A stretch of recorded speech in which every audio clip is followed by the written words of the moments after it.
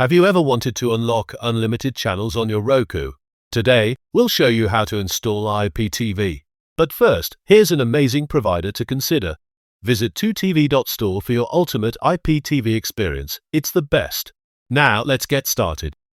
Switch on your Roku and navigate to the home screen. This is going to be easy. Head over to the Settings menu and select System. This step is crucial for getting things up and running. Next, choose Screen Mirroring and change the mode to Allow. This opens the door to a world of IPTV. With a few clicks, you'll enable streaming from your smartphone. Make sure your phone and Roku are networked. Download an IPTV app on your smartphone. This app will bridge your favorite channels directly to your TV.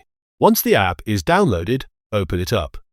Input the provider details to start accessing thousands of channels.